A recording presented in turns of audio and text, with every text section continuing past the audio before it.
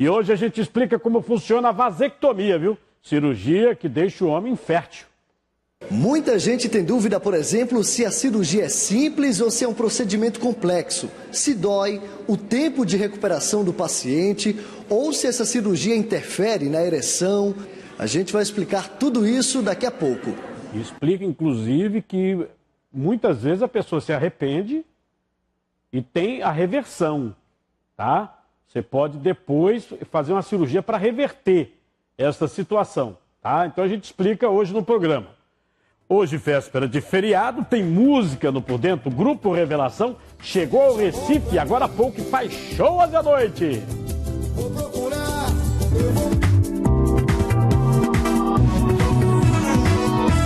acompanhe e comente o nosso programa pelas redes sociais. Tem transmissão no site da TV Jornal, no Facebook da TV Jornal, no live você assiste em qualquer parte do mundo, comenta, compartilha. No Twitter, você usando a hashtag Por Dentro com Cardinô, o seu comentário sai aqui na tela. Deixa eu começar falando sobre mais um caso de pirâmide financeira. Por incrível que pareça, ainda tem gente que cai nessa porcaria. Civil, ela investiga uma empresa. Essa empresa, ela teria criado uma moeda virtual para atrair investidores. Só aqui no estado tem aproximadamente 20 mil pessoas cadastradas. O rombo pode chegar a $500 bilhão. Eu não estou falando de milhão, não, estou falando de bi. $500 bilhão, que dá 500 milhões de reais. $500 bilhão de reais. Veja o que fala aí o chefe da Polícia Civil. É importante dizer que eles são preparados para marketing institucional e pessoal. Então, no convencimento, eles têm essa performance, conseguem convencer pessoas, demonstram através de redes sociais a evolução do patrimônio muito rapidamente, o que atrai investidores no primeiro momento, essa é a isca, e ninguém se preocupa em verificar se a empresa existe, se ela tem sede e se tem CNPJ. No caso de Pernambuco, ela não tinha nem CNPJ e nem sede fixa. Ela era completamente virtual. E a partir daí as pessoas, acreditando que tinham aquela rentabilidade diária de 1,4 ao dia, começaram a investir. Obviamente o prejuízo maior é quem está na base, porque alguns conseguem resgatar pequenas quantias, mas não valor empregado, e a pirâmide funciona justamente inserindo pessoas dentro do sistema. Então, a inserção dessas pessoas e o financiamento faz com que a pirâmide tenha a dimensão maior, ou tome um volume maior de investimentos. Ela consegue até no início beneficiar os que primeiro ingressaram, mas quando ela vem à ruína, os que acabaram de ingressar perdem exatamente tudo. Teve pessoas que venderam carros para ingressar. E por que tanta gente cai?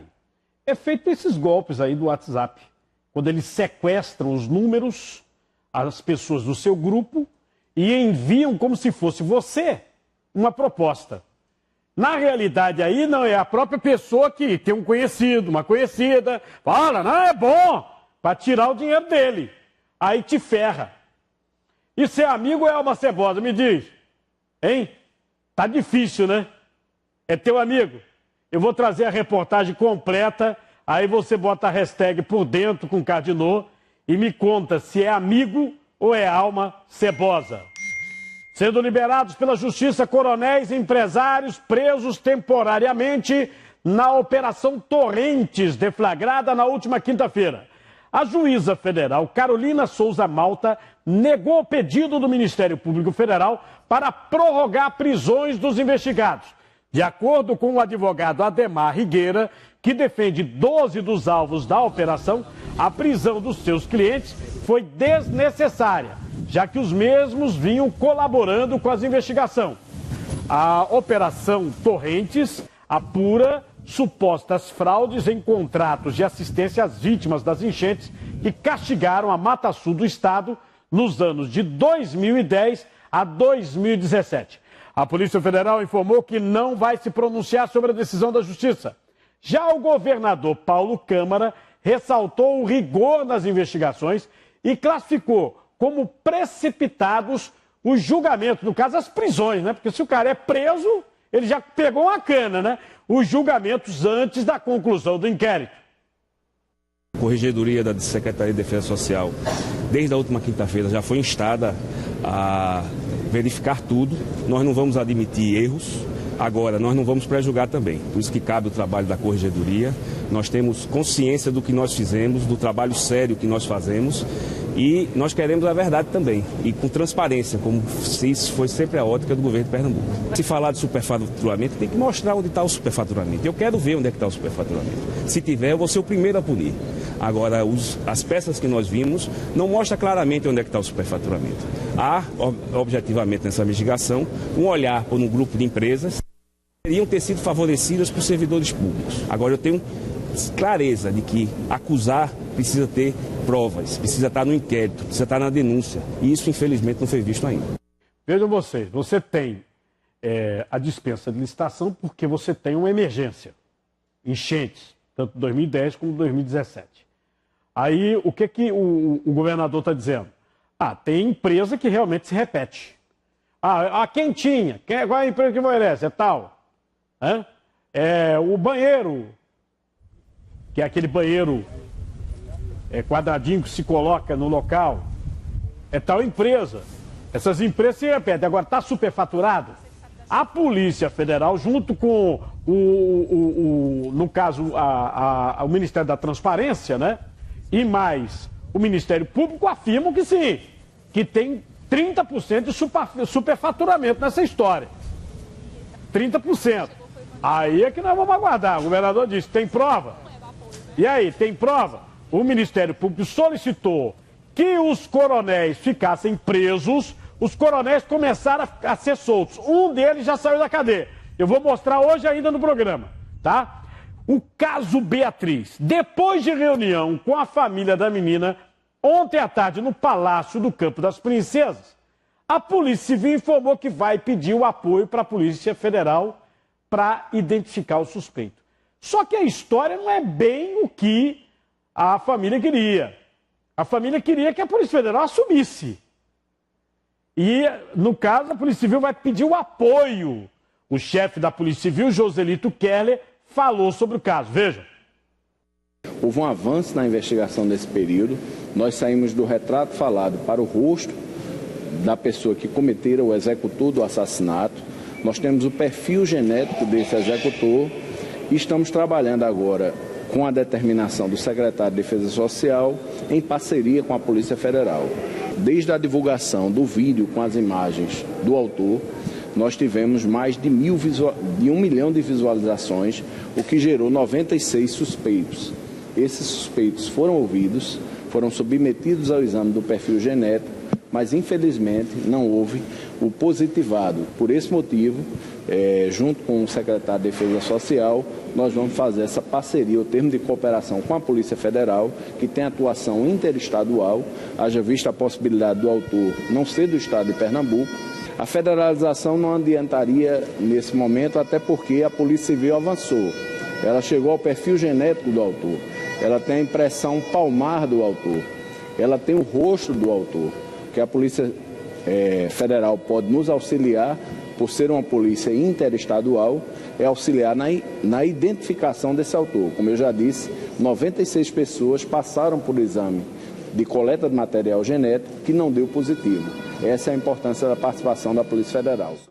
Eu fico aqui imaginando o tamanho que deve estar esse inquérito. Ele não virou nem processo, né? E qualquer operador do direito, seja ele advogado, promotor público, juiz, sabe que você pegar um processo do tamanho de um trem significa que nunca se chega a um resultado positivo. Tanto é que já estão comparando esse caso ao caso Serrambi, que era aquele monte de volume, rodou e não chegou em canto nenhum.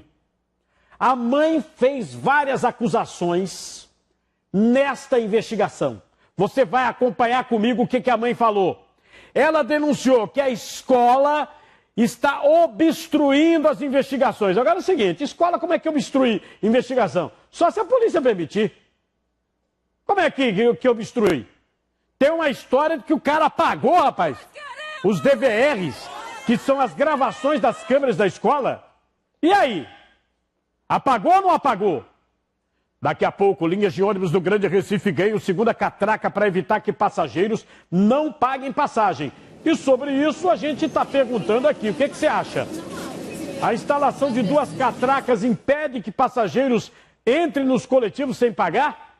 Sim ou não? É no site da TV Jornal, você já pode participar. E usando a hashtag Por Dentro com Cardinô, você também coloca aqui na tela da sua TV Jornal o seu comentário. Hashtag Por Dentro com Cardinô e aqui é no site da TV Jornal. E você sabia que pode antecipar o 13º salário por bancos privados? Mas você precisa ter cuidado, hein? Quer antecipar esse dinheiro? O especialista vai trazer um alerta para o valor de juros que são cobrados. Só para antecipar, viu? Que está em cima. E prefeituras do interior do estado se reúnem para discutir soluções para enfrentar a crise econômica. Vários prefeitos anunciaram que vão demitir servidores e vão começar a cortar salários. Principalmente os salários altos, você vai ver já já. Um menino de 5 anos numa van escolar em Paulista. Impressionante que nós tivemos, acho que faz 2 anos no máximo, uma denúncia séria em van escolar também lá no município e agora outra. O repórter Emerson Pereira está lá, traz informações. Boa tarde, Emerson. Oi, Cardinô, boa tarde para você, boa tarde a todos. Esse fato aconteceu no bairro de Arthur Lundgren 1, aqui em Paulista. A informação é a seguinte, o menino de 5 anos estava voltando para casa na van escolar quando o fato teria acontecido. A principal suspeita é que a pessoa que teria cometido esse crime, esse delito, seria um adolescente de 16 anos, que seria parente do motorista da van. Aí aconteceu o seguinte, o menino chegou em casa, a vítima, o garoto de 5 anos, ficou calado, não contou nada, mas no dia seguinte revelou tudo para os pais que procuraram o Conselho Tutelar de Paratibe, também paulista. Eu estou aqui ao lado com um dos conselheiros que recebeu esse caso, o Cícero. Ô Cícero, o que foi que a criança relatou aos pais? Boa tarde. Na verdade, segundo o relato da mãe, né, a criança estava brincando dentro de casa com outro irmão.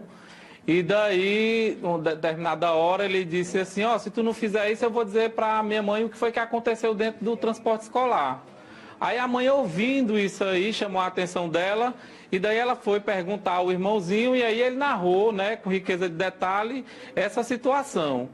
Daí ela procurou a delegacia de polícia, né, que é responsável pela parte investigativa, no caso aqui a GPCA, que foi feito um boletim de ocorrência, né, que está aguardando para que os devidos encaminhamentos sejam tomados, né. O que foi que a criança relatou? Ela relatou que um determinado garoto, né, que estava junto com ele, que ajudava o pai no transporte escolar, tinha pegado, segundo as palavras dela, pegado na bilula dele e estava pegando por cima da farda e ficou molestando ele. Ele falou se isso aconteceu mais de uma vez? Ele disse que foi essa única vez que ocorreu isso, né?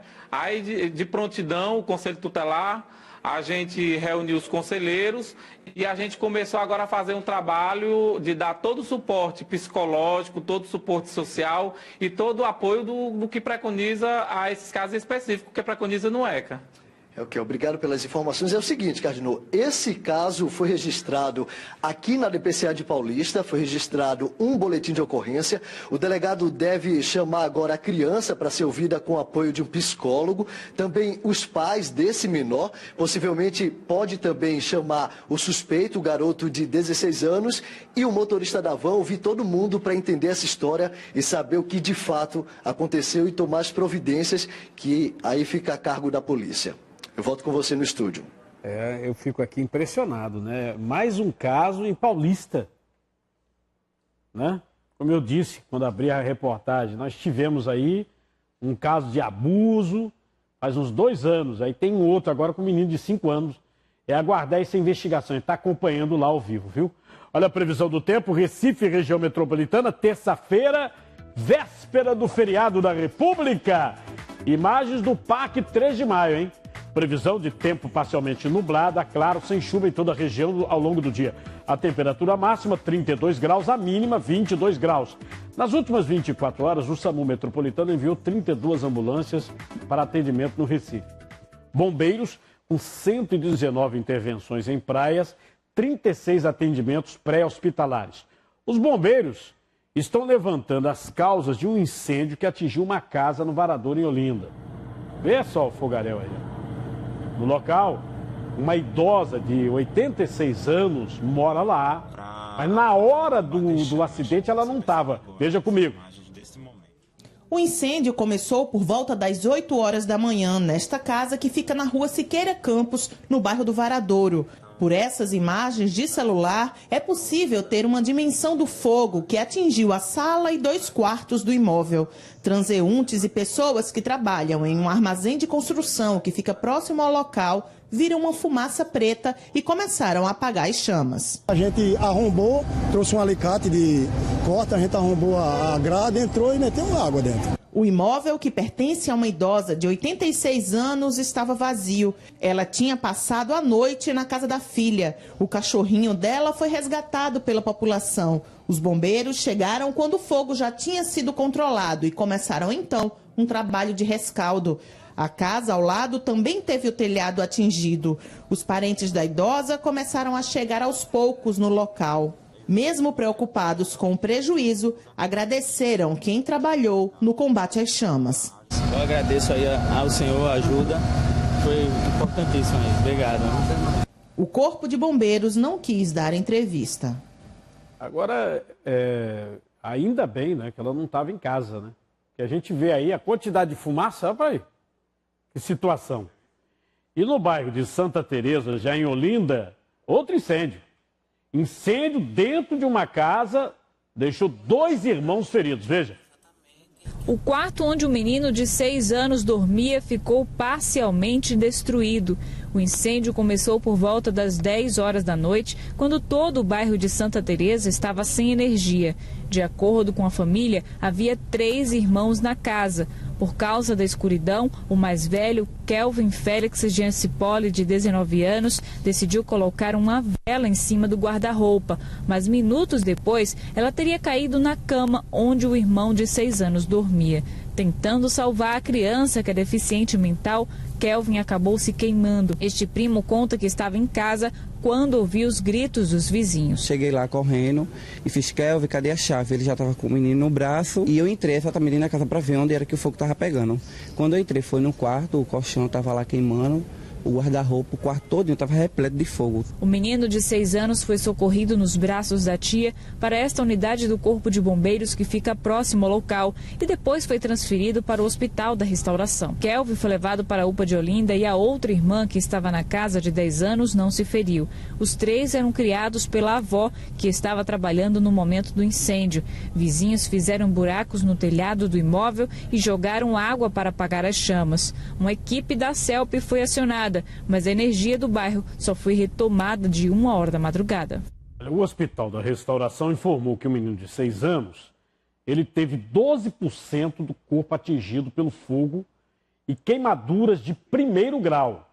O quadro de saúde da criança, o quadro é considerado estável, mas ele não tem previsão de alta. O irmão mais velho já recebeu alta da UPA de Olinda. Gente, a Polícia Rodoviária Federal registrou apenas um acidente e sem nenhuma pessoa ferida.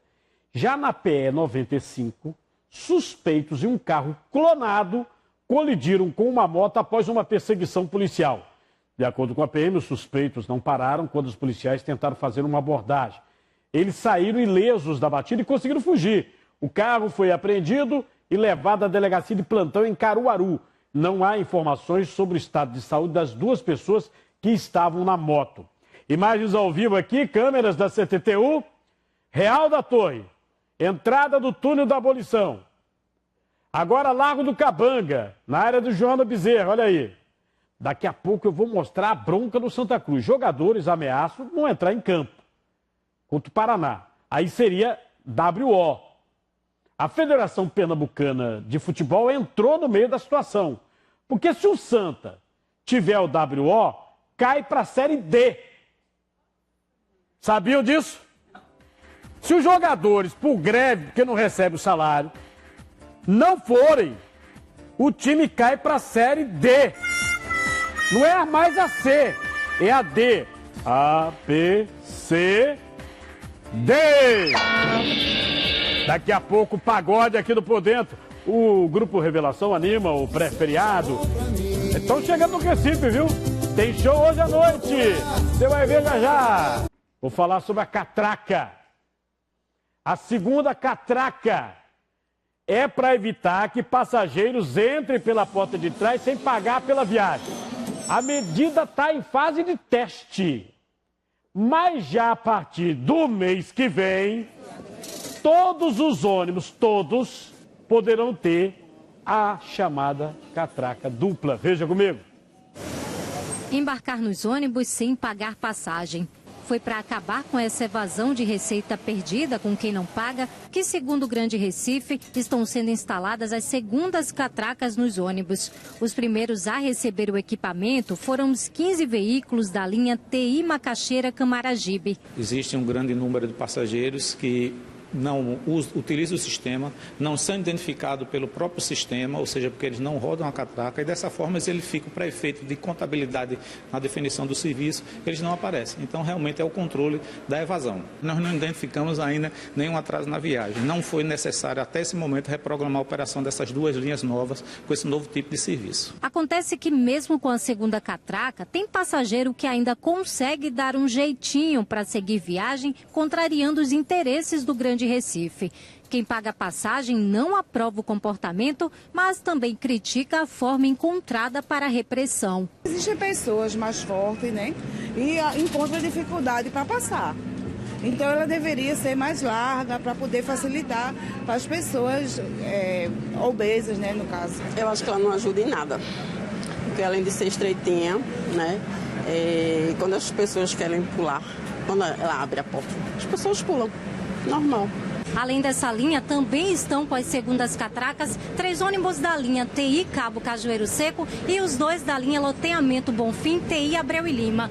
Tanto a do Loteamento Bonfim como essa que eu estou, que é a Macaxeira Camaragibe, operam sem cobradores. O cobrador, o posto dele tem que ser ocupado sim. Quem está dentro não se sente seguro sem a presença de um cobrador, mesmo que ele não tenha um poder de polícia ali, mas ele auxilia o motorista, auxilia o passageiro no embarque, no desembarque, e esperamos que essa situação seja revertida, porque não é colocando lá aquela catraca que vai resolver essa questão. Segundo o Grande Recife Consórcio de Transportes, até agora a ouvidoria não recebeu nenhuma reclamação dos usuários sobre esta segunda catraca. No mês que vem, vai ser decidido se a medida será mesmo adotada por todas as linhas de ônibus. Olha, eu, por exemplo, logo no início do programa, comentei com a Graça Araújo que em país desenvolvido não tem nem catraca, não tem nem cobrador. Mas não tem cobrador? Sim, é. Por exemplo, na Finlândia é self-service. Você vai lá, você pagou a sua passagem.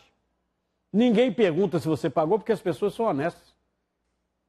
Ninguém pergunta. Eu tenho até vídeo sobre isso na internet, tá? É impressionante. Você ter que botar 2 catracas para o povo pagar a passagem, imagina. Ó, a música agora do Por Dentro, a Suelen Braine está ao vivo, é o Grupo Revelação. Suelen, boa tarde, Suelen.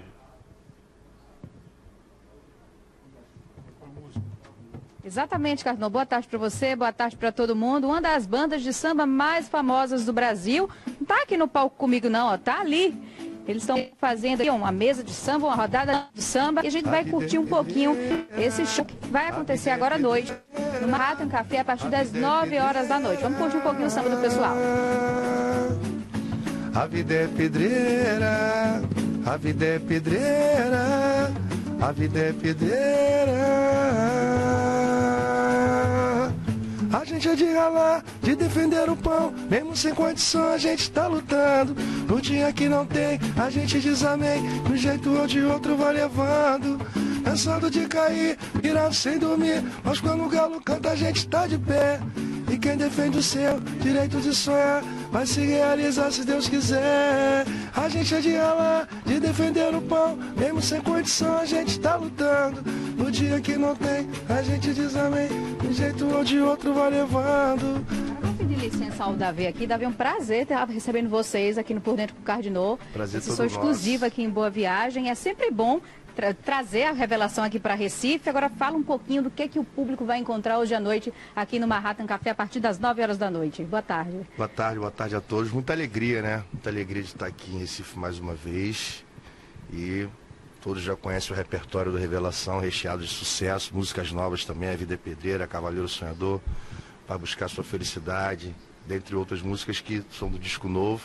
E a gente muito feliz de poder estar aqui mais uma vez. Agora, Carlos, eu já me sentei aqui, ó, porque eu já estou me sentindo em clima de feriado, amanhã é feriado. Estou muito bem acompanhada aqui com a banda Revelação. Vou aproveitar para mostrar aqui o CD novo do Grupo Revelação. O Bom Samba Continua. Agora, Davi, o pessoal que está em casa não quer muita conversa não, eles querem música. O que é que vocês então tocam pra gente agora? Cavaleiro Sonhador, vamos nessa. Assim, assim, assim, se você cuidar de mim, vou cuidando de você. Faz da minha sua vida e da sua meu viver. Ninguém pode ser feliz se não fizer por merecer. Assim, assim, assim, se você cuidar de mim, vou cuidando de você. Faz da minha sua vida e da sua meu viver. Sambinha de primeira qualidade por dentro do Cardinô. Então, pessoal que quiser acompanhar a banda Revelação, hoje, a partir das 9 horas da noite, R$ 85,00 o ingresso individual. Agora, Davi, eu quero pedir um favor a você, que tem aquela música que não pode faltar no show. Então, canta essa música pro pessoal que está em casa. Qual é?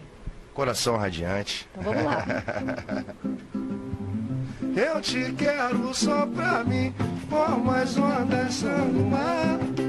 Não dá pra viver assim, querer sem poder te tocar.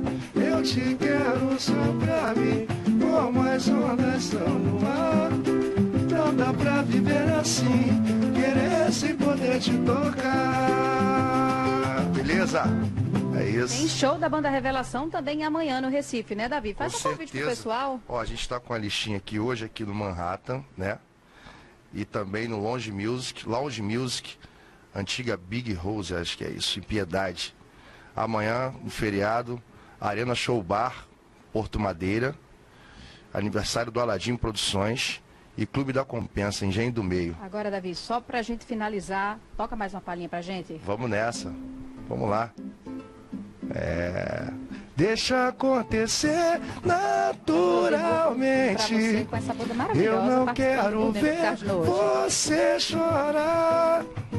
Deixa que o amor encontre a gente. Daqui a pouquinho o Grupo Revelação volta aqui com a gente, tá certo? Pessoal pedindo aqui o nosso zap, o zap do programa. A gente, vez por outra, bota na tela, mas eu botei no Twitter já, eu botei no @Cardinô e no facebook.com/Cardinô, que é o nosso Facebook. Tá certo? Vou pedir à produção também para colocar no Facebook da TV Jornal para o pessoal que está solicitando, tá bom? E já está na tela aí, tá? O pessoal já colocou na tela também para você copiar.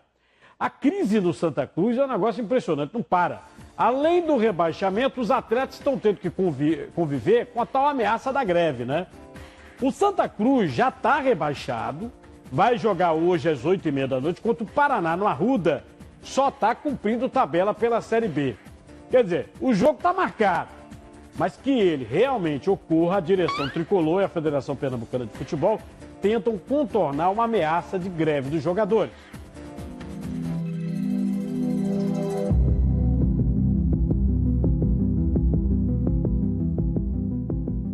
No Santa Cruz, tensão e mistério. Mas não é para esconder o esquema do jogo contra o Paraná de hoje à noite, não. O problema é exatamente esse. O jogo do Paraná. Será que vai ter mesmo? Depois da notificação dos jogadores e funcionários, o time pode não entrar em campo. Com os salários dos jogadores atrasados em 3 meses e com funcionários e comissão técnica sem receber há ainda mais tempo, a direção se movimentou para garantir que os jogadores entrem em campo esta noite e evitem um WO histórico. Pelo menos no treino, o elenco coral esteve presente. Mas será que isso garante a participação no jogo? Fizemos uma assembleia ali com os jogadores para dar um prazo até as 15 horas. Caso contrário, aí a decisão é do jogador, sim, em relação à greve. Na Federação Pernambucana de Futebol, a imprensa espera a reunião que ocorre a portas fechadas. O presidente da FPF, o único a falar depois do encontro, mostrou confiança de que o impasse vai se resolver. Asseguro que não vemos nenhuma possibilidade de um WO. Os jogadores e os sindicatos estão plenamente conscientes das dificuldades do clube, sabem do esforço do clube e nós estamos ajustando os prazos prováveis de receita que o clube tenha, de modo que o clube possa sanar o seu passivo dentro de uma regularidade que é corriqueira dentro dos clubes. Veja só, se tiver WO, os jogadores não entrarem em campo, o Santa Cruz é rebaixado para a Série D. É a legislação da CBF. Entendeu? Se o clube não entra, vai para a última divisão. Tá? E para cumprir tabela também, o Náutico embarcou hoje pela manhã para enfrentar o Criciúma. O técnico deu uma palavrinha aí com a imprensa. Nós vamos aproveitar esses jogos, sim, para dar oportunidade a quem teve poucas oportunidades, né?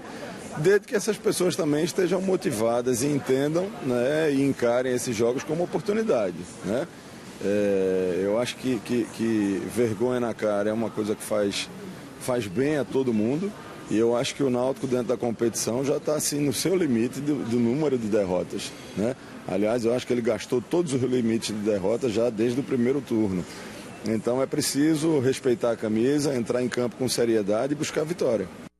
O impressionante, né, é que os três times estão numa situação dificílima, porque o Sport também, de ontem para hoje, só se falou em contratação de um novo treinador. Ou seja, como se não houvesse confiança no Daniel Paulista. Uma câmera de segurança registra um jovem sendo assaltado com uma peixeira no bairro de Santo Amaro. O problema é que esse local é bem pertinho da sede da STS, né? A Secretaria de Defesa Social, a Capitão Lima. A vítima tenta correr, mas é agarrada pelo suspeito. Acompanhe. Era 9h40 da noite. O rapaz caminha tranquilamente pela rua Capitão Lima, em Santo Amaro, quando é surpreendido por um homem que sai correndo da rua Radialista Amarílio Nicéas. Assustada, a vítima corre, mas termina sendo agarrada pela camisa com bastante violência. Observe que o suspeito está armado com uma faca peixeira. A vítima tenta escapar, mas é puxada várias vezes. Minutos depois, ele é obrigado a entregar os pertences. A agressão aconteceu neste domingo. O Disque Denúncia, se você identificar, 3421-9595, aí passa a informação para a polícia ficar sabendo quem é, tá? Eu volto a falar do caso Beatriz. A mãe da menina de 7 anos, esfaqueada 24 vezes, fez graves denúncias contra o colégio. Segundo ela, funcionários tentaram esconder provas do crime e chegaram até a apagar as imagens das câmeras. Tem uma impressão de que a escola vem obstruindo alguns dados e informações que poderiam ter colaborado, ter ajudado com a polícia nas investigações. Né? Uma delas seria na reforma da sala de balé, que fica muito próxima ao bebedouro. Essa sala ela foi reformada, a escola mandou retirar o piso dessa sala. Foram pintadas as paredes. Nós levamos as notas fiscais até a polícia e pedimos uma investigação em relação a isso. Como também as imagens que foram apagadas da escola. Desde o início foi plantado na mídia, na sociedade, que a escola não tinha câmera. Mentira. A escola tinha câmera sim. A escola tinha câmera suficiente para ajudar a polícia a elucidar o crime. Só que essas imagens foram apagadas. Essas imagens foram apagadas e recuperadas posteriormente. A última imagem que aparece nessa gravação é o de um funcionário da escola sentado no computador que faz o gerenciamento de imagem do colégio. Está muito bem claro, está óbvio que esse funcionário obstruiu. Agora, a mando de quem e por quê, a gente precisa saber. Me causa muita estranheza, mais ainda, ao saber que este funcionário tem alguma relação conjugal com a policial civil de Pernambuco, que atua na mesma delegacia que está sendo investigada o caso de Beatriz.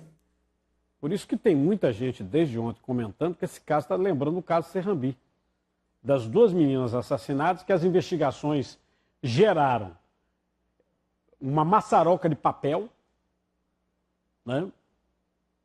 Volumes e mais volumes, como esse caso já tem, só de DNA tem 96. E qualquer operador de direito sabe que esse tipo de coisa não soluciona. Você só enche o processo de papel. No caso Serrambi, ninguém foi preso até hoje. Ninguém ficou preso até hoje das meninas assassinadas em Serrambi.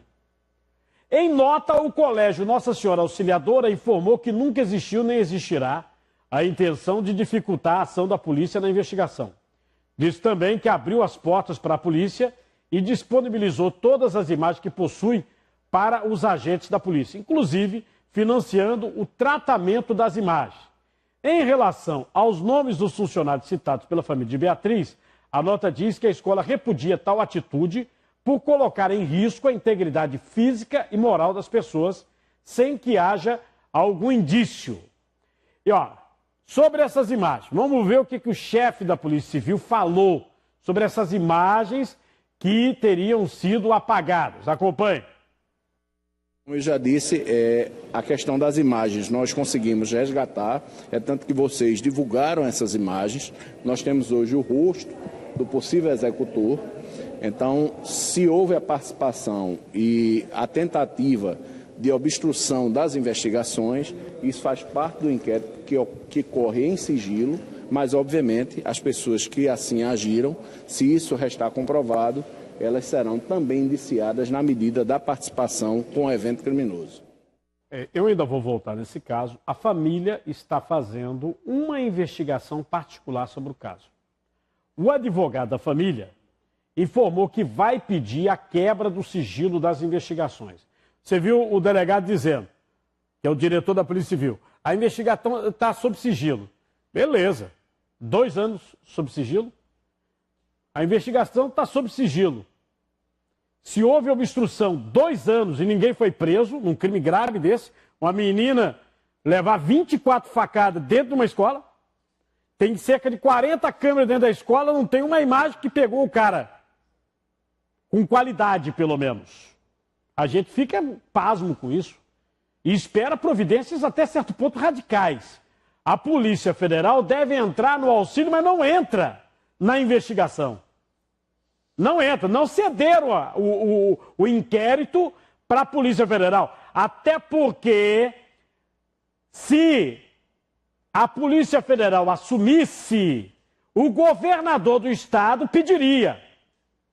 Você sabe que em casos onde a Polícia Federal assumiu, houve muita controvérsia. Caso Serrambi, por exemplo, 2 delegados federais fizeram a participação e apontaram os combeiros. E apontaram. O Ministério Público do Estado não acatou, num primeiro momento. E nesse caso aí, o governador teria que pedir à Polícia Federal para assumir. O governo tem que falar, ó, a minha Polícia Judiciária não conseguiu, estou cedendo para vocês, solicitando que vocês assumam. O caso recente do professor Betinho, assassinado, já teve um problema. A Polícia Federal fez a perícia numa impressão digital que deu diferente do que a Secretaria de Defesa Social apurou. Um aluno foi inocentado pela Polícia Federal e o caso está em trâmite ainda. Um homem foi encontrado morto hoje pela manhã numa área do lixão em Camaragibe. Segundo a família, ele trabalhava na Compesa e estava desaparecido há 2 dias. O funcionário da Compesa, Damião Cabral, de 56 anos, foi assassinado em uma área rural na estrada do Lixão de Camaragibe. De acordo com familiares, a vítima estava desaparecida desde o último domingo, depois que saiu da cocheira, local onde criava animais no bairro do Timbi. Ele tinha passado o domingo lá embaixo, na cocheira, tomando conta dos gados, assim, dos cavalos, que ele tem porco. E quando foi à noite, entre 6h30 para 7 horas, ele saiu da cocheira para subir para a residência dele. E nesse meio de caminho ele sumiu. De acordo com a polícia, Damião Cabral, que trabalhava na Compesa há 35 anos, foi morto a pauladas. Parentes contaram que a vítima sempre foi querida na localidade. Faz acho que uns 35 anos já que ele é funcionário da Compesa, é uma pessoa querida por todo mundo e ajudava todo mundo. O corpo do senhor Damião Cabral está no IML. A Delegacia de Homicídios Norte fica com a investigação desse caso. A Flávia Barros, que é do Jardim Brasil Olinda, tem um filho de 2 anos e mandou pra gente um zap querendo saber qual a idade certa para fazer a cirurgia de fimose. O cirurgião Luiz Alberto Araújo respondeu por dentro. Flávia, não existe uma idade certa. A partir dos 3 anos de idade, se essa fimose não se resolver espontaneamente, aí estaria indicado a correção cirúrgica. Mas é preciso ir a um especialista, um cirurgião pediatra, para ele constatar se realmente aquela fimose ela tem indicação cirúrgica. Mas na idade de 2 anos, pode ser sim necessário a realização da cirurgia. Você já viu um cavalo preso? Olha só ele aí, ó. Tá dentro da cela. O animal passou a noite na delegacia, preso pela polícia militar, na cidade de Nossa Senhora da Aparecida, em Sergipe. Isso depois que o cavalo deu um coice num veículo, numa realização de uma cavalgada. O dono disse que emprestava o cavalo para várias pessoas darem uma volta, né? Mas em um determinado momento o animal se assustou. Em seguida o policial levou o animal para a delegacia. Ou seja, em uma delegacia. Prendeu em flagrante o cavalo. Porque olha o cavalo preso. Uma cavalgada ontem. Hoje o cavalo foi solto. Destino, ele deu um já está em liberdade. Será que é condicional, não? Está na tornozeleira?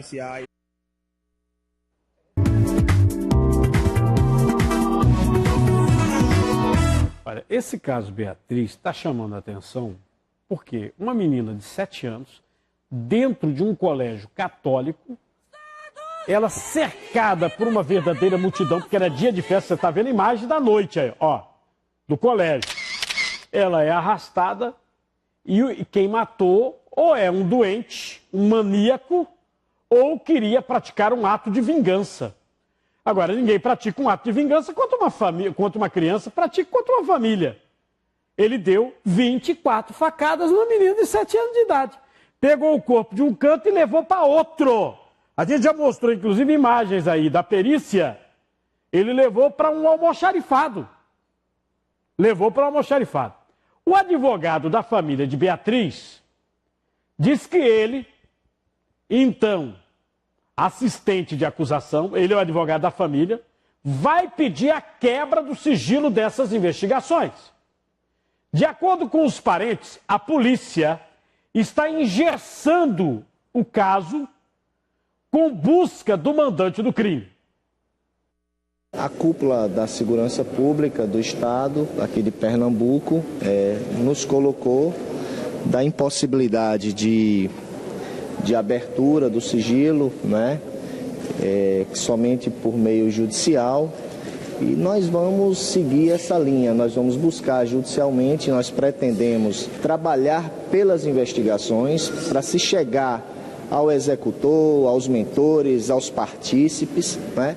Então nós vamos buscar judicialmente essa abertura, esse conhecimento com o maior cuidado, com a maior cautela, para não atrapalhar de forma nenhuma as investigações, mas pelo contrário, para poder ajudar nas investigações. Se a polícia fica muito focada na busca do executor, né, ela acaba, no nosso entendimento, engessando as investigações.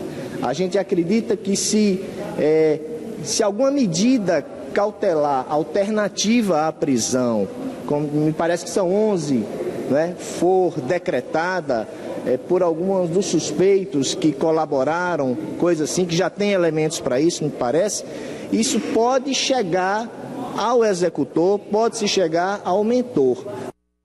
O problema é o seguinte, a família não tira da cabeça que houve a tentativa de obstruir o trabalho. E aí o caso está em sigilo. O que a família diz? Ó, tem um cara que apagou as imagens. Aí a polícia teve que recuperar as imagens. Essa imagem só apareceu quando a delegada Gleide Ângelo assumiu o caso. Um inquérito que tem só de DNA 96, se você é operador do direito, você sabe, esses processos enormes geralmente dão em nada. Você perde a objetividade, você não é objetivo. Já era, não dá em nada. Há um caso grave como esse, temos 2 anos aí, cheio de câmeras, 40 câmeras no colégio e não se chega no resultado. Vamos ver se o advogado consegue a quebra do sigilo, se revele aí quem é que está metido, quem não está metido. Um negócio desse não pode ficar dessa maneira, não. A família está acusando até interferência política. Interferência. Então tem alguém metido, é? Grande metido? Para ter esse tipo de interferência? Deixa eu ir ao vivo agora que eu estou com outro crime grave. A polícia detalha a prisão do suspeito de um duplo homicídio. Ele matou 2 mulheres na Macaxeira. O Leandro Oliveira, ele está lá na delegacia acompanhando tudo. Boa tarde, Leandro.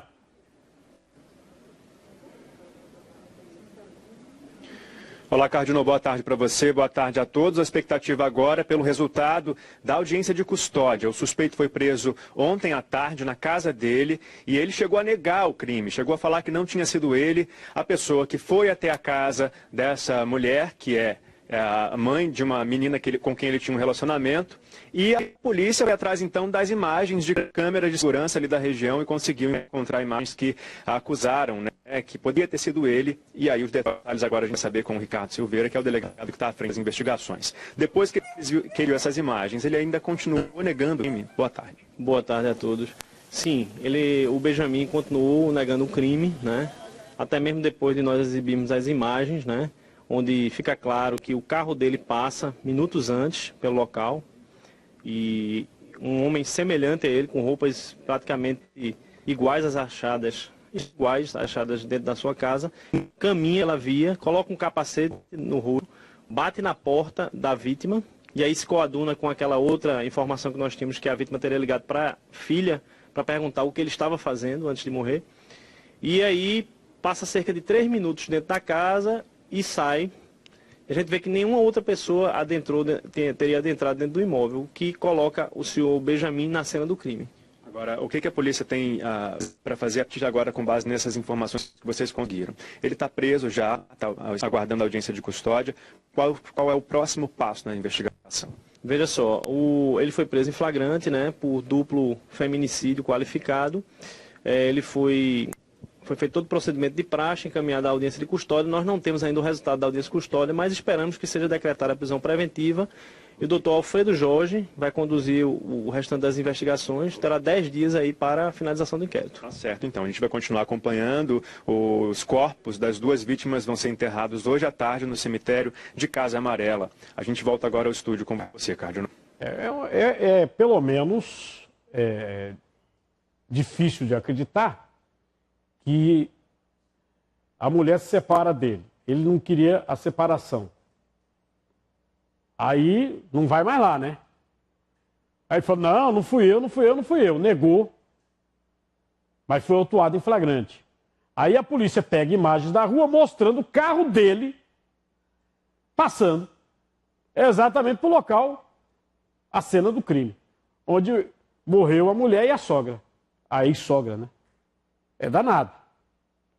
Olha, neste fim de ano, um dinheirinho extra é sempre bem-vindo, é ou não é?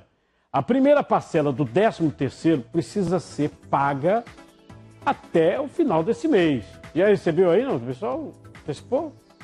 Daqui a pouco recebe, rapaz. Para quem não quer esperar, tem a possibilidade de antecipar o valor. Os bancos estão oferecendo aí, né? E aí, é vantagem? Especialista alerta aí para o juro, vê? Embora pareça um extra, o 13º é muito esperado e faz parte do planejamento do trabalhador. Tanto é que a maioria sabe exatamente o que vai fazer com ele. Na primeira parcela eu já vou trazer as crianças para as roupas. Na segunda vem os sapatos. E é só. Comprar uma brusinha para mim, agora para o final de ano. Fazer lá um serviço de uma calçada. Somente. A primeira parcela do 13º salário deve ser paga até o dia 30 desse mês. A segunda, com os descontos, até o dia 20 de dezembro. Para atender aos mais ansiosos, os bancos antecipam o pagamento desde o meio do ano. Para isso, cobram juros que variam de 2,11% a 4,59% ao mês. Ano passado, o Cidelli contratou o serviço. Diminuiu um pouco as dívidas, me deixou um pouco mais aberta para outras coisas, né? Mas para os economistas é preciso cautela na hora de contratar o adiantamento. Às vezes a gente se convence de que tem uma oferta, que tem uma promoção, mas vamos perguntar de novo. Eu posso, eu quero, eu preciso comprar aquilo. Se nós fizermos essas 3 perguntas com muita cautela, nós vamos ver que na maioria das vezes nós não precisamos antecipar uma receita futura para comprar alguma coisa agora. Para fazer sua avaliação, comece pegando lápis e papel. Suponhamos que o seu décimo é de R$1.000. Vamos usar uma taxa de juros considerada baixa, de 2,5% ao mês.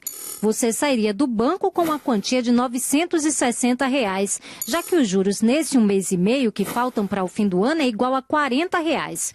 Só que além dos juros, cada banco cobra ainda tarifas próprias e o desconto do imposto sobre operações financeiras, o famoso IOF. O consumidor precisa analisar muito. Está quase aí para receber o 13º. Será que precisa antecipar mesmo? Agora, se precisar, vamos procurar realmente a menor taxa e pedir ao gerente do banco que explique que tarifas você vai pagar nessa contratação. Você precisa estar num sufoco grande, né? Se for para quitar uma dívida, por exemplo, seria até interessante. Tá no sufoco desse? A polícia divulga número de WhatsApp para combater assaltos a ônibus no estado. Numa entrevista coletiva, a Secretaria de Defesa Social anunciou ainda a redução dos assaltos nos coletivos. Veja comigo. Os passageiros podem mandar fotos, vídeos e mensagens de texto. Todas as informações vão servir para auxiliar a polícia nas investigações dos crimes. É um aplicativo popular, as pessoas usam muito, e aí a gente espera receber muitas denúncias e a gente vai trabalhar essas informações para instruir os inquéritos e identificar esses criminosos. De acordo com a Secretaria de Defesa Social, nos meses de setembro e outubro foram registrados 140 assaltos a ônibus. Nesse mesmo período do ano passado, foram 239, uma redução de 41%. Os números oficiais da polícia foram contestados pelo Sindicato dos Rodoviários, que mostra outra estatística. Para o sindicato, nos meses de setembro e outubro, foram 613 assaltos a ônibus e não 140, como diz o governo. Na realidade, para a SDS só considera de assalto quando se leva a renda da empresa, mas quando se é assaltado só o passageiro, é considerado assalto a transeunte. Mas eu quero deixar bem claro que o transporte público é regido pelo Código de Defesa do Consumidor. É de responsabilidade da empresa em ressarcir ao usuário quando ele é assaltado dentro do transporte coletivo. Os números da Secretaria são números oficiais de registros realizados por vítimas e pelas empresas de ônibus. E que é aqui hoje que estamos publicando, também mostrando para os senhores, para vocês, como é que a gente faz essa metodologia de contagem e o nosso trabalho na Força Tarefa Coletiva. Veja só, hoje parece que o ônibus é destaque aqui no Por Dentro, né? Aí os assaltos, tem o WhatsApp divulgado pela polícia e estamos falando das catracas hoje, catraca dupla.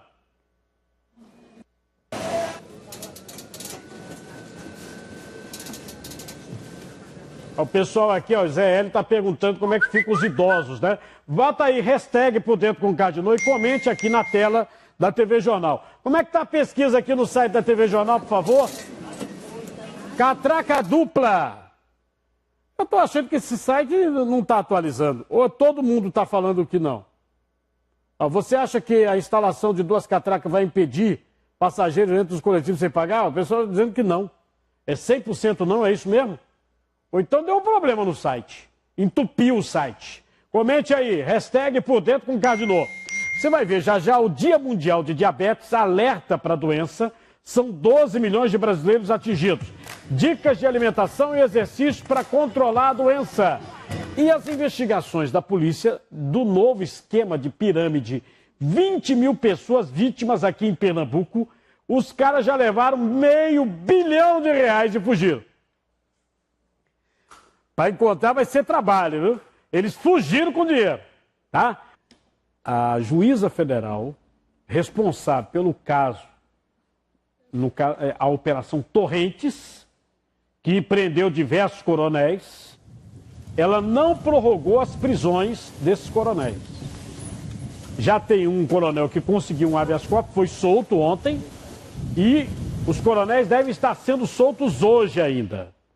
E a gente está aguardando os pronunciamentos de defesa, porque o advogado, aliás, o governador do estado, Paulo Câmara, disse que não tem prova, não existe prova nenhuma, pelo que ele viu e sua equipe jurídica viu, de que tenha havido desvio de recurso. Tem empresas que foram realmente contratadas, né, que houve uma desconfiança, tá? Então, estamos aguardando aí a liberdade desses coronéis e vamos também aguardar o que esses coronéis vão falar e a defesa desses coronéis, tá?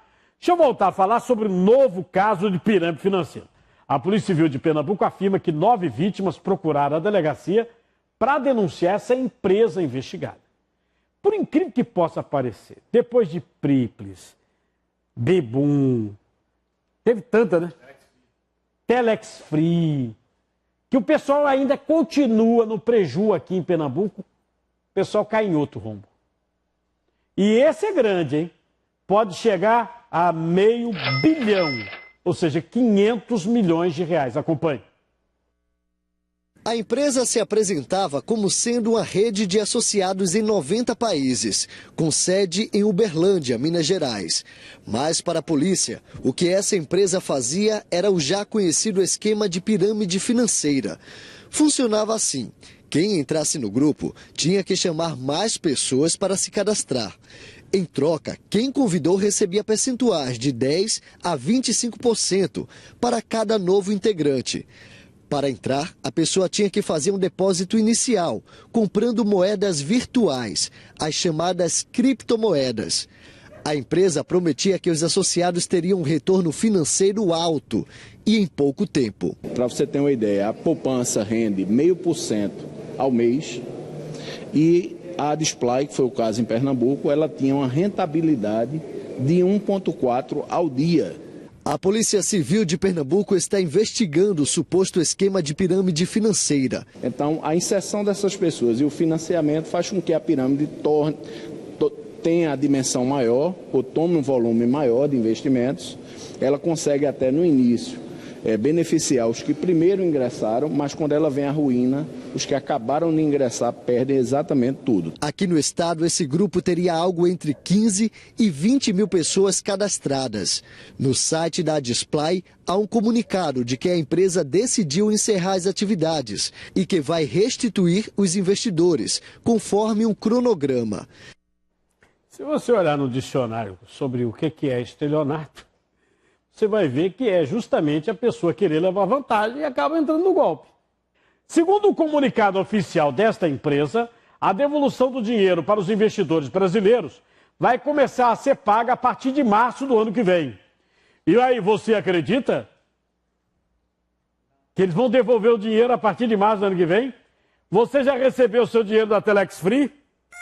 Da Bebum? Da Priplis? Já recebeu? Ah, não!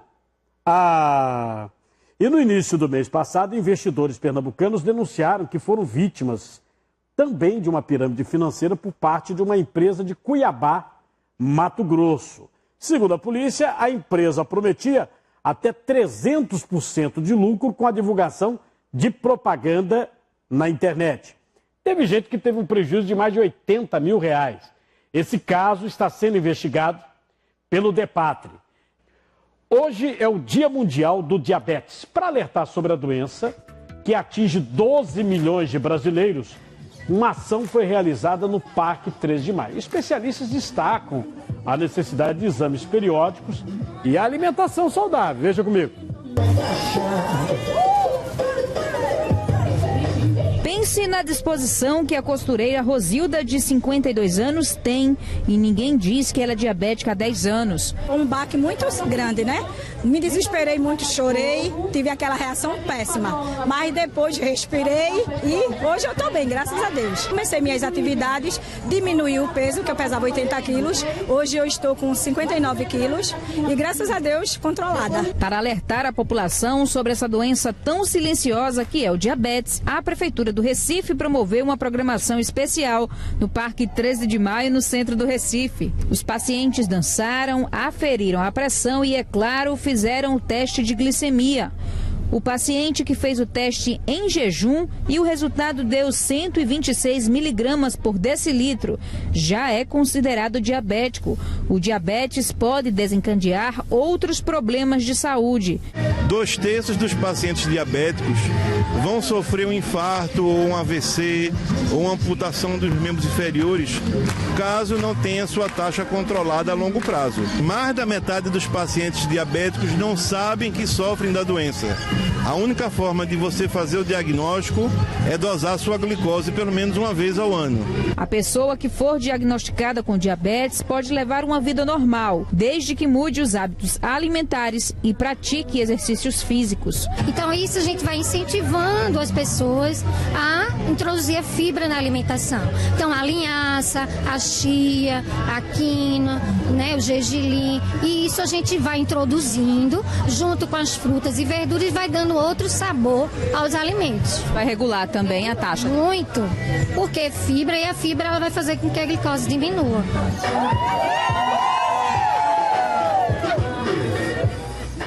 E ainda, sobre saúde, a gente vai falar sobre a cirurgia que impede um homem de engravidar a mulher, a vasectomia. Confira comigo. A cirurgia é simples. Todo o procedimento pode ser feito em cerca de 20 minutos. Com a vasectomia, o homem passa a ser infértil, ou seja, não gera mais filhos. Segundo a lei brasileira, né, qualquer homem a partir de 25 anos, independente da quantidade de filhos, ele pode fazer a vasectomia. Ou então qualquer homem maior de idade, ou seja, a partir de 18 anos, que já tenha pelo menos 2 filhos. Os médicos garantem que esse é um método seguro e que não traz nenhum tipo de risco à saúde. Após o procedimento, o paciente tem condições de retornar para casa. Em relação à ereção, não altera absolutamente nada, porque o canal deferente ele é um canal apenas de condução do espermatozoide. Edson fez a vasectomia há algumas semanas, no Hospital das Clínicas, no Recife. Ele já tem um filho e conta que conversou muito com a esposa até tomar essa decisão. Pensou muito, conversou muito e aí decidiu que teria só um filho mesmo. É um procedimento reversível, é possível a reversão da vasectomia. O procedimento é um pouco mais complexo do que a vasectomia, a técnica cirúrgica utilizada.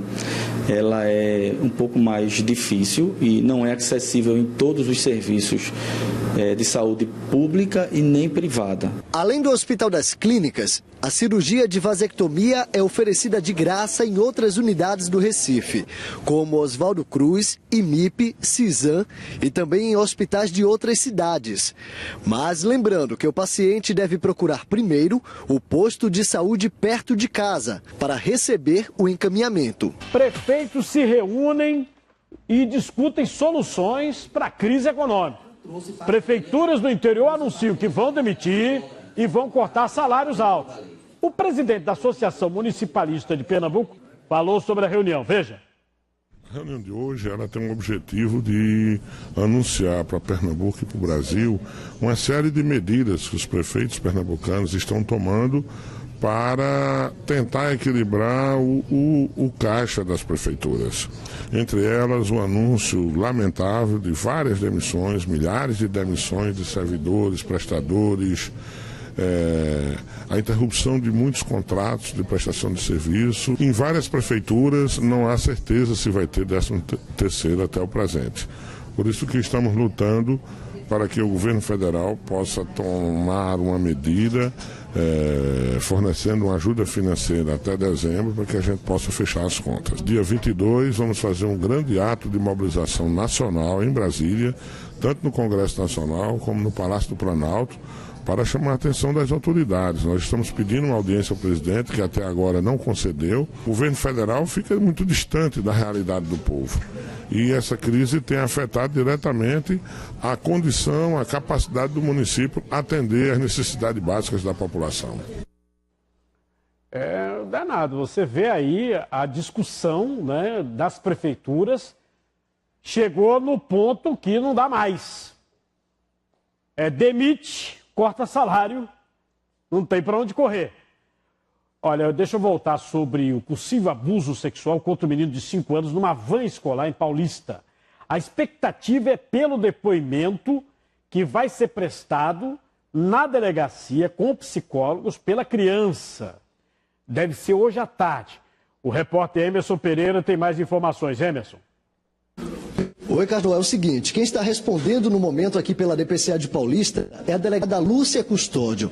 A expectativa é que ela convoque os pais dessa criança que teria sido vítima, também o menino de 5 anos, para serem ouvidos. Isso para a criança contar detalhadamente o que de fato teria acontecido naquele dia. Claro que a criança, por ter 5 anos, vai ter que ser ouvida com a ajuda de psicólogos, com todo o acompanhamento. A história que chegou ao Conselho Tutelar de Paraty foi a seguinte: o menino de 5 anos estava na van escolar voltando da escola para casa quando teria sido abusado sexualmente ou pelo menos molestado sexualmente por um adolescente de 16 anos. A informação que chegou aos conselheiros tutelares é que esse adolescente seria parente, teria alguma relação com o motorista da van. O menino de 5 anos chegou em casa, não contou nada aos pais, mas aí no dia seguinte, numa conversa com o irmãozinho, ele acabou revelando tudo. Os pais resolveram procurar o Conselho Tutelar de Paulista e aí os conselheiros trouxeram a família aqui para a Delegacia de Proteção à Criança e ao Adolescente de Paulista e registraram um boletim de ocorrência. Eu volto com você no estúdio, Cardinô. A gente espera que fique bem apurado, né? É mais um caso de abuso sexual numa van de escola. Absurdo, viu? Você vai ver daqui a pouco um tiroteio no bairro de Santo Amaro com 4 pessoas feridas. Segundo a PM, a troca de tiros foi provocada por uma guerra de gangues rivais no bairro de Santo Amaro. E um desnível na entrada do Hospital da Restauração provoca acidente com maca que levava um homem para atendimento em pleno hospital. O equipamento desarmou e outros profissionais precisaram ajudar o paciente ferido. Você vai acompanhar já já comigo. Houve um acidente, os familiares estão denunciando. Isso é na entrada do Hospital da Restauração. Ontem à noite, um homem deu entrada na unidade e acabou sofrendo um duplo acidente. Ele tinha sido vítima de queda de moto. A maca que era usada por ele, quando foi entrar aí, ó, nesse desnível, desarmou. Acompanhe comigo. A vítima havia sofrido um acidente de moto na PE15 em Olinda e estava sendo levada para o Hospital da Restauração quando sofreu outro acidente. Desta vez, foi a maca que desarmou ao bater em uma saliência na porta de entrada da emergência. O paciente sentiu muitas dores na queda. De acordo com funcionários e acompanhantes, esta não é a primeira vez que este tipo de acidente acontece por causa desta depressão no piso. Isso é um absurdo, tem que ajeitar isso aí. Já 2 vezes que eu estou aqui que eu já vi. Olha, a vítima está internada ainda no Hospital da Restauração. Passou por exame, está em observação, mas sem previsão de alta. Com relação à queda dentro do hospital, a assessoria do HR informou que o desnível... Não, essa ambulância não me diz nada. Me dá a imagem aí do desnível. Aí no local. É isso aí, olha aí. Olha o desnível. Esse é o problema. Tá certo? Em nota, a assessoria do hospital destacou que esse tipo de acidente é raro de ocorrer, pois os maqueiros recebem um treinamento permanente. Família de uma idosa luta na justiça para ter tratamento em casa. A paciente tem 75 anos. Desde 2013, ela vive assim, de cama. Ficou nessa situação depois que sofreu 3 AVCs, todos com paradas cardíacas.